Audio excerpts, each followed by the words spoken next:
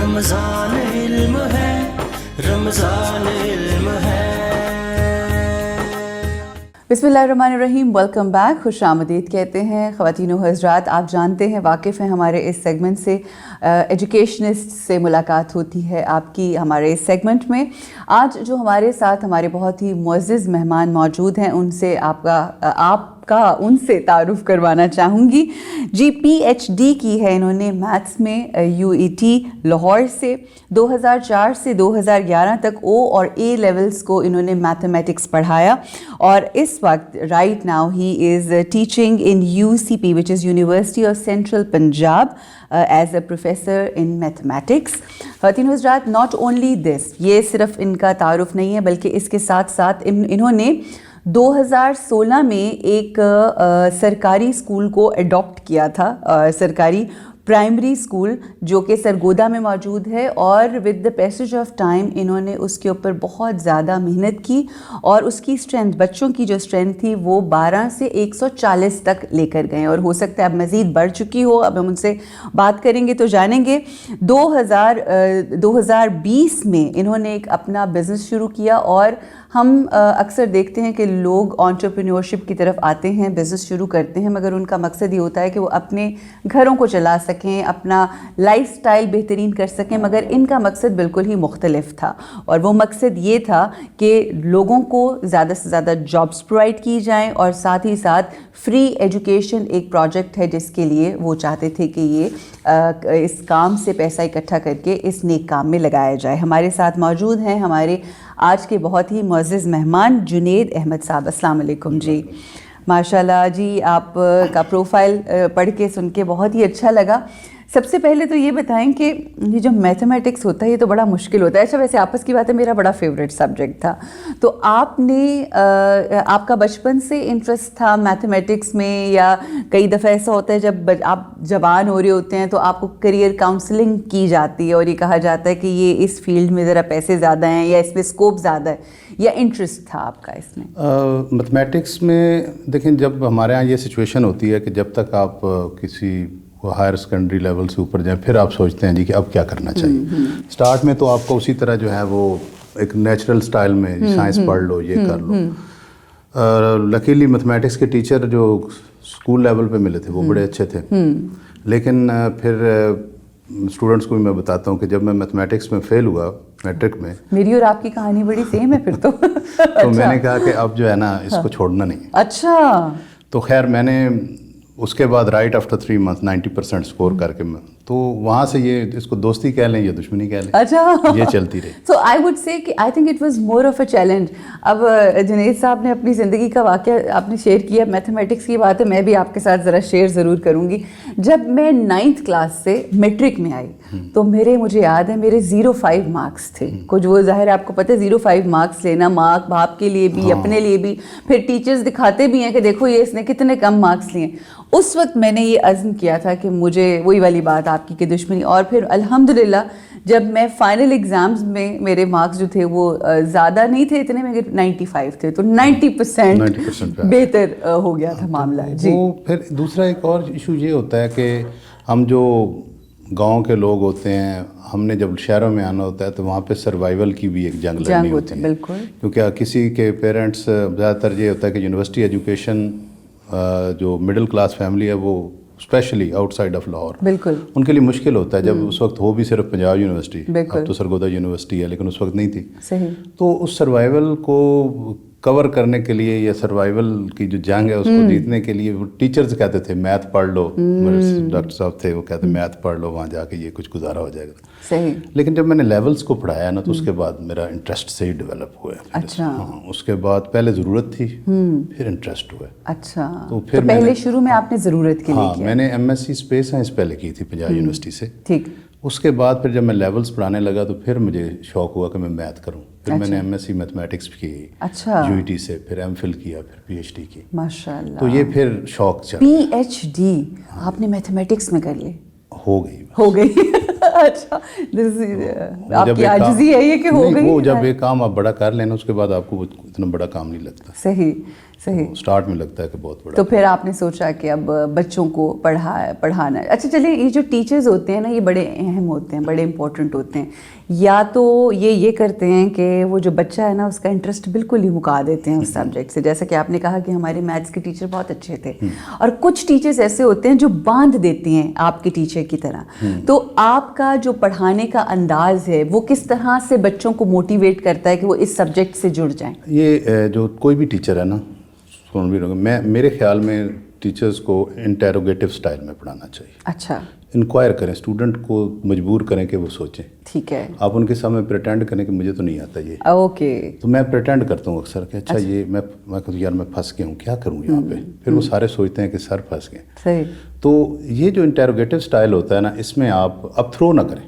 اچھا. آپ یہ نہیں ہے کہ آپ بلاسٹ کرنا شروع کر دیجیے. بالکل بالکل. آپ ان کو آئیڈیاز پہ لے جائیں کہ اچھا یار یہ 2 چیزیں ہیں, وہ کہہ رہا ہے کہ کنڈیشن یہ ہے, تو اس کو کیسے کریں, مینیج کیسے کریں.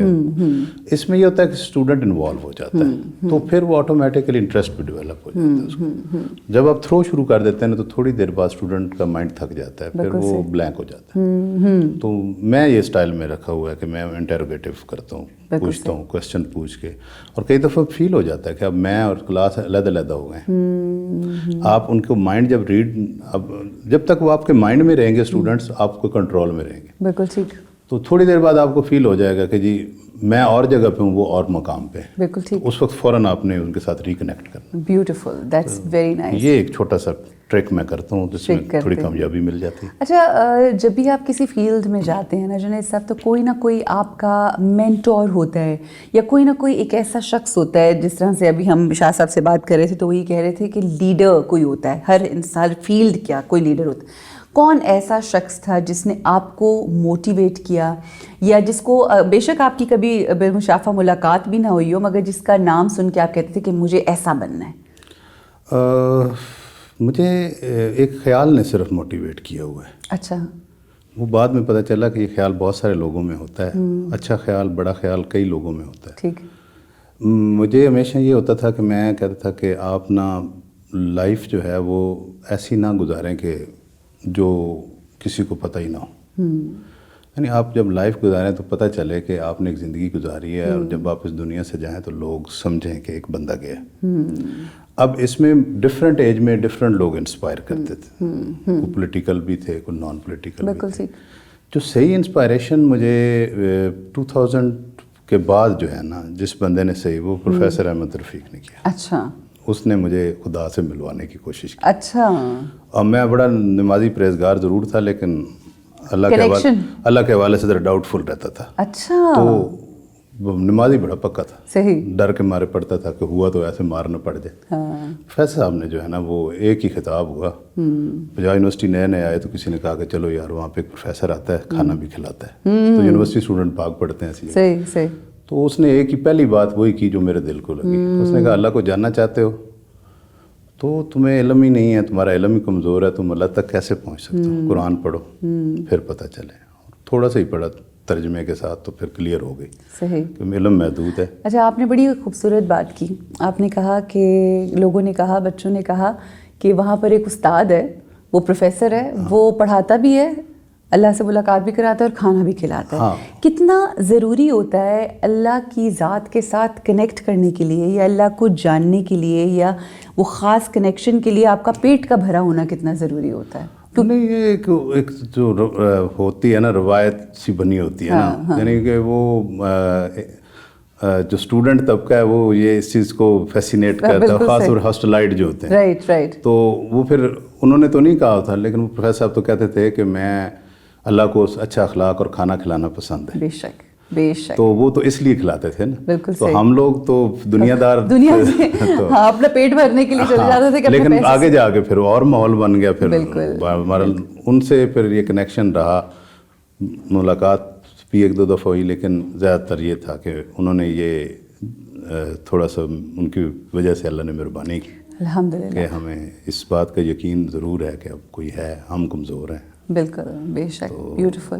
اچھا, مجھے بتائیے ویس صاحب کہ یہ جو آج کل کے بچے ہیں, اسٹوڈنٹس جو ہمارے ہیں, ان اسٹوڈنٹس کے کیا چیلنجز ہیں؟ آپ ان کے ساتھ براہ راست ملاقات کرتے ہیں, آپ ان سے ملتے ہیں. ہمارے ملک میں جو بچے ہیں وہ کن چیلنجز سے گو تھرو کر رہے ہیں؟ پہلی بات تو یہ ہے کہ گھر بڑا ضروری ہے. گھر کمزور ہو گیا, پیرنٹس کے پاس ٹائم نہیں ہے, اور پیرنٹس جو ہیں وہ ان کو اس طریقے سے یہ برابر نہیں کرا رہے کہ آپ کی ایگزسٹنس کی ضروری ہے. پھر ٹیچرز بھی نہیں کر رہے. ٹیچنگ کمیونٹی میں میں سنتا رہتا ہوں بڑے لوگوں کے بچے ہیں, کیا ضرورت ہے ان کو پڑھانے کی, انہوں نے کون سا نوکریاں کرنی ہیں. یہ کانسیپٹ جو ہیں یہ بچوں تک پہنچ چکے ہیں اور ہمارے تھرو پہنچے. اس میں بچوں کا قصور نہیں. بالکل صحیح. تو ہمارا اپنا ایک رول جو ہے وہ کمزور ہے. یعنی روحانی استاد اور جسمانی, کہتے ہیں روحانی پیرنٹس استاد ہوتا ہے, بالکل بالکل, اور دوسرے جو ہیں حقیقی پیرنٹس. دونوں پیرنٹس نے اپنی ذمہ داری چھوڑ دی ہے. بالکل ٹھیک ہے. اور جب تک یہ دونوں شعبے جو ہیں وہ مل کے نہیں کریں گے وہ آگے نہیں ہم بڑھ سکتے. بچوں کو جب میں کہتا ہوں کہ تم اپنی پہچان بننا چاہتے ہو یا اپنے والد صاحب کی وجہ سے پہچانا جانا چاہتے ہو, بالکل صحیح, وہ ایک دفعہ ہل جاتے ہیں کہ یہ کیا بات کر رہے ہیں. بالکل صحیح. میں نے کہا آپ کے والد صاحب کہیں کہ جو علی ہے یہ میرا بیٹا ہے, فخر سے کہیں یہ اچھی بات ہے, یا آپ جا کے کہیں کہ فلاں صاحب میرے والد ہیں. بالکل صحیح. تو یہ ایک چھوٹا سا کوسچن ان کو جو ہے نا ہلا دیتا ہے. تو اس کا مطلب ہے کہ کنٹینیوس ہمیں ان کو پر نا اسپاٹ لائٹ رکھنی پڑے گی, تب جا کے وہ ریورس ہوں گے. اس وقت وہ ریورس نہیں ہو رہے, وہ جائی جا رہے ہیں, ڈاؤن فال ہے. بالکل ڈاؤن فال ہے. اور اس میں سب سے زیادہ ذمہ داری وہی, جیسا کہ آپ نے مینشن کیا کہ یہ دونوں کی ہے, بچوں کی, ماں باپ کی بھی ہے اور جو استاد. اچھا چلیں, کمنگ ٹو یور بزنس, یہ جو آپ نے کام کا سوچا اور آپ نے کہا کہ میں ٹھیک ہے ٹیچنگ کا شعبہ, یہ تمام ساری چیزیں, یہ آپ سے یہ آپ کی ٹیچنگ لائن کے حوالے سے گفتگو کرنے کا ریزن یہ تھا کہ ایک بیس بن جائے کہ لوگوں کو پتہ چلے کہ ایک آلریڈی آپ اس فیلڈ میں بہت ایک مقام رکھتے ہیں, but at the same time آپ نے یہ سوچا کہ مجھے انٹرپرینیور بننا ہے. اس کے پیچھے کیا ریزن تھا؟ دیکھیں, انسان جو ہے نا وہ جب اپنے آپ کو کور کر لیتا ہے نا تو وہ سیٹسفائی ہو جاتا ہے. ٹھیک ہے. معاشی طور پہ میں نے اپنے آپ کو کور کر لیا تھا 19 میں, جب پی ایچ ڈی ہو گئی, اسکیل بڑھ گیا, پے بڑھ گئی. اب دو راستے تھے, یا انجوائے کروں لائف کو, بچوں کے ساتھ گھوموں پھروں, یا کچھ بچوں کے لیے کام کر لوں. اب ایک اسکول ہم چلا رہے تھے 2016 سے, گورنمنٹ کا تھا. فنڈز لمیٹڈ ہی گورنمنٹ دیتی ہے اور کبھی کبھی دیتی ہے, کبھی کبھی دیتی ہے, کبھی دیا نہ دیا. ہاں, لیٹ کر دیتے ہیں نا, یہ پینڈنگ ہے. مثلا ابھی بھی ہمارا 6 مہینے کا پینڈنگ ہے. تو اس میں سارے فیسلٹیز دینا بچوں کو. پھر وہ رورل ایریا تھا, بچے بڑی ڈپرائیوڈ ولیج ہے, وہاں پہ کوئی پڑھا ہی نہیں تھا. تو میں نے وہ اڈاپٹ کر لیا.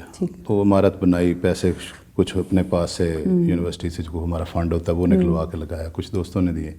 تو خیر ہم نے اس کو بڑا اچھا کر لیا کہ ایک مینیجیبل اسکول کر لی. گاؤں کی بچیوں کو میں نے انگیج کر لیا پڑھانے کے لیے. تو اب وہ 12 اسٹوڈنٹ تھے, 140+ اب ہو گئے ہیں, کلاس 5 تک ہے. ابھی وہاں سے کچھ بچوں نے ابھی جو پڑھ کے ہمارے گئے ہیں وہ مڈل کر گئے ہیں, وہ میٹرک میں ہیں. اچھا, اور یہ فرسٹ اسٹوڈنٹس ہیں ان کی گاؤں کی ہسٹری میں جو میٹرک کر رہے ہیں. اچھا, ماشاءاللہ. یہ ہمارے لیے یہ بھی ایک بہت بڑی اچیومنٹ ہے. وہ 3 گھر تو کم از کم ہیں جو 3 بچے جو ہیں نا وہ میٹرک کا اس سال ایگزام دیں گے. تو اب چونکہ بات صرف اس اسکول تک رکھنی نہیں تھی, کیونکہ گاؤں کے رہنے والے کو سب سے زیادہ جو میں نے محسوس کیا وہ ایجوکیشن کی ضرورت ہے. پھر اس اسکول کو فنڈنگ کرنا اور اس کو چلانا, وہ تنخواہ سے بھی نہیں چل رہا تھا. وہ تنخواہ میں آپ کو پتا ہے کہ اپنا گزارا بھی کرنا. بالکل. پھر میں نے سوچا کہ 2 راستے ہیں, یا تو میں ڈونیشن مانگوں لوگوں سے, تو یا کوئی ایک ایسا کام کروں کہ میں ہوں نہ ہوں وہاں پہ فائنینشیل سورسنگ جو ہے وہ چلتی رہے. ٹھیک ہے. پھر اسٹوڈنٹس کو جب ہم ریڈ کرتے تھے تو اسٹوڈنٹ یہ کہتے ہیں بی اے ہو گیا جی, نوکری کرنی ہے, یہ کرنی ہے. وہ بھی مجھے بڑا پنچ کرتا تھا کہ یار تم اتنے نوجوان جو ہے وہ تو ایک چشمے سے نکلتا ہوا پانی ہوتا ہے. بالکل ٹھیک ہے. وہ ادھر سر مارتا ہے, ادھر مارتا ہے, راستہ بناتا ہے, دریا بناتا ہے. بالکل. تو میں چاہتا تھا کہ وہ جب میں نے کہتا نا فلاں کام کر لو, فلاں کام کر لو, بلکہ میں کہتا کہ کس چیز کی کمی ہے ہماری مارکیٹس میں. تو کسی نے کہا فلاں چیز نہیں ہے, میں نے کہا نہیں, صرف ایک چیز کی کمی ہے, دیانتداری کی. کوئی بھی کام کر لو, آئس کریم کی ریڑھی لگا لو, لیکن ہو آئس کریم مزیدار قسم کی. بالکل بالکل, بیسٹ آف دا بیسٹ. تو یہ کرو. وہ ہچکچاتے تھے. اچھا, پھر بے روزگاری کا بھی تھا کہ کوئی ایسا کام کر. پھر میں نے یہ سوچا کہ میں ایسا کام کرتا ہوں جو بالکل میری ذات سے ڈفرینٹ ہو. مطلب اگر میں اکیڈمی بنا لیتا وہ کوئی اتنی بڑی بات نہیں تھی, ایک ٹیچر نے اکیڈمی بنانی ہوتی. بالکل ٹھیک. تو میں نے یہ جو ہے نا وہ ریسٹورانٹ والا جو ہے نا آئیڈیا, میں نے کہا جی ہم چپلی کباب آپ کے پاس اچھا چپلی مگر آپ کے پاس تو ایکسپیرینس بھی نہیں تھا. تو چپلی کباب آپ چپلی کباب. اور وہ میرے ایک دوست تھے ساتھ, ہم دونوں نے, وہ بھی ٹیچر تھے. ٹھیک. تو بعد میں خیر انہوں نے معذرت کر لی کہ وہ کہہ رہے کہ یہ بڑا لمبا راستہ ہے اور بڑا مشکل رہا ہے. تو چپلی کباب کی ریسیپی پہ ریسرچ کرتا رہا یوٹیوب سے. کبھی چپلی کباب مجھے پسند ہے تو میں نے وہ اسے کہا کہ میں بنا لیتا ہوں, تو لگا لینا. کہتا ٹھیک ہے جی. خیر وہ ہمارا لگانے والا, ہم نے دکان لے لی, ہم نے سارا وہ سیٹ اپ میں نے بنایا, پٹھانوں کے پاس کھڑے ہو کے میں اینگلز میئر کرتا کہ یہ کڑھائی اتنی ہے, اتنا ریڈیس ہے, سارا کچھ خود بنوا کے. جس دن ہم نے ایکسپیریمنٹ کیا دکان پہ, وہ ناکام ہو گئے. اچھا. فرائی پین میں, گھر کے فرائی پین میں صحیح بنتا تھا, اس کڑاہ میں وہ نہیں صحیح بن رہا, ہیٹ کا مسئلہ. تو خیر ہم نے نا وہ پھر ہائر کیے لوگ, پھر اس سے وہ جو جاب دینے والا سلسلہ تھا نا وہ میرا شروع ہو گیا کہ میں نے کہا چلو کچھ, یعنی جب ہم نے سٹارٹ کیا تھا تو ایک بندہ تھا, اب ماشاءاللہ ہمارے پاس 12 بندے کام کر رہے ہیں. اچھا. اس کے بعد پھر جب میں کام کرنا شروع کیا تو میرے اسٹوڈنٹس آتے تھے, دیکھتے تھے, مثلا کئی دفعہ میں جھاڑو لگا رہا تھا تو وہ مجھے کہتے کہ سر یہ کیا. میں نے کہا یار یہ وہ چیز ہے جو میں آپ کو بتانا چاہ رہا ہوں. بالکل صحیح. تو آپ نے پھر سنت رسول صلی اللہ علیہ وآلہ وسلم پہ عمل کرتے ہوئے پہلے خود کر کے دکھایا اور پھر اس کے بعد بچوں کو کہا کہ ایسا بھی ہو سکتا ہے. تو اس میں میرے کئی اسٹوڈنٹس نے بھی دوبارہ اپنا کام شروع کیا, مجھے اس کی بھی بڑی خوشی ہوئی ہے کہ چلو. تو انہوں نے کہا سر میں نے اپنے پیرنٹس کو کہا کہ ہمارے سر کر سکتے ہیں, زیادہ تر پیرنٹس بھی کہتے ہیں بی بی اے کر کے تم یہ کام کرو. بالکل. تو یہ ایک تھوڑا سا تھا کہ چلو ہم کچھ اپنے حصے کی شمع جو ہے جس کو کہتے ہیں ٹرائی کر لیں, کیونکہ ہمیں بڑی ضرورت ہے جو مائکرو اکنامکس ہماری جو بازار ہیں ان میں ایمانداری رائج کرنی. دیکھیں آپ بےایمانی کا اس وقت کیا ہے, کنسیپٹ کیا ہے, بےایمانی نہیں کرو گے تو آپ کامیاب نہیں ہوں گے, جھوٹ نہیں بولو گے تو کام نہیں ہوں گے. یہ غلط کانسیپٹ ہے نا. اور اس کانسیپٹ کو ریورس کیسے کیا جائے گا, جب 2-4 ایگزامپلس ملے گی نا کہ فلاں بندے نے ایمانداری کی ہے, بالکل اللہ نے اس کو برکت دی. دیکھیں اللہ دونوں کو دیتا ہے, ایماندار کو بھی دیتا ہے اور بے ایمان کو بھی دیتا ہے. بالکل ٹھیک. لیکن دینے کا انداز مختلف ہے. بے ایمان کو کہ میں کہتا ہوں کہ اکثر کہ وہ پیسے اللہ منہ پہ مارتا ہے بے ایمان کے, یعنی وہ اللہ کے غضب سے کماتا ہے, ایماندار اللہ کے فضل سے کماتا ہے. بالکل صحیح. تو ہمیں یہ فضل والی سائڈ پہ آنا چاہیے الحمدللہ. تو اس لیے یہ پھر ہم نے جو اس کے اوپر ہم دیتے ہیں, میں جو گھر میں جو چیز یوز کرتا ہوں اس سے کم سٹینڈرڈ کی میں اس پہ نہیں یوز کرتا شاپ پہ. اچھا. Same standard. بالکل صحیح, جو گھر پہ استعمال ہو رہا ہے وہی. اچھا, تو یہ جو فوڈ چین آپ نے بنائی ہے یہ کس نام سے ہے؟ یہ ہم کباب گھر کے نام سے. کباب گھر, ڈھابا سا ہوگا نا یہ, ڈھابا سا ایسے جیسے عوامی سٹائل کا. تو یہ ایک ہی ہے یا یہ فی الحال ایک ہی ہے جی, ابھی میرا 2nd ایئر چل رہا ہے ہمارا. اچھا. تو ابھی یہ جو سٹارٹنگ پیریڈ ہے یہ آپ کو پتہ ہے, پھر اللہ ابھی جب کوئی بندہ دعویٰ کرتا ہے نا کہ میں حاضر ہوں جی وہ ان اصولوں پہ چلوں گا, سچائی پہ, پھر وہ اللہ کی ذات اس کو چیک بھی کرتی ہے کہ پکا ہے کہ کچا ہے. ابھی میں ٹیسٹنگ پہ ہوں.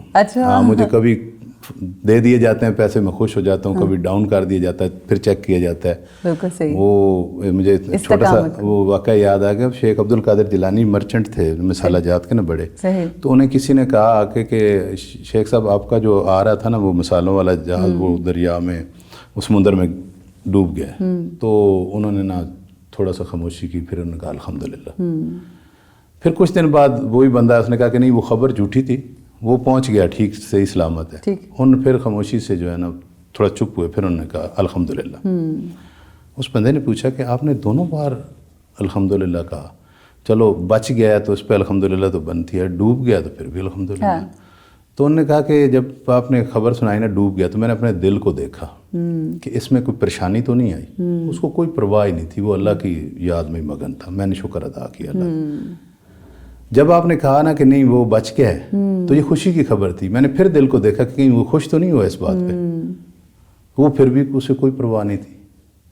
تو یہ جو سٹیج ہے نا یہ بڑی ضروری ہے انسانی, کیونکہ اللہ کو لشکروں کی ضرورت نہیں ہے, اللہ کو ایک بندے کی ضرورت ہے جو اس کی طرف جائے اور اس کو دل سے پکارے. اور اللہ کو جو چیز سب سے زیادہ پسندیدہ ہے اس کی وہ ہے اخلاص, کہ کس قدر آپ اس کے ساتھ. تو اچھا, اس سے جو آپ کی انکم ہوتی ہے وہ آپ بچوں کی یہ جو آپ کا ادارہ ہے پڑھائی, وہ جو اسکول جو ہے اس میں لگاتے ہیں؟ جی یہ جو ہے نا موٹیو یہی ہے, کیونکہ فی الحال تو ہم اس فیز میں ہیں کہ جس میں ہم بریک ایون کو ڈھونڈ رہے ہیں. بالکل ٹھیک ہے. کیونکہ آپ جب ایک ہائی کوالٹی چیز دیں گے اور پھر آپ جو را مٹیریل کی قیمتیں بڑھنے کے باوجود آپ اپنی قیمتیں جو ہیں ادھر سے نہیں بڑھا رہے کہ عام بندہ کھانا کھاتا ہے تو اس کو بالکل وہ بوجھ بھی ہم برداشت کر رہے ہیں. بالکل صحیح. تو موٹیو یہی ہے جی کہ ادھر سے جو ارننگ ہوگی وہ ادھر لنک کریں گے. اللہ نے زیادہ ارننگ دی تو ہم اور ادارے بنائیں گے. بالکل صحیح. تو فی الحال تو یہ ہے کہ اس وقت یہ خود اپنی جو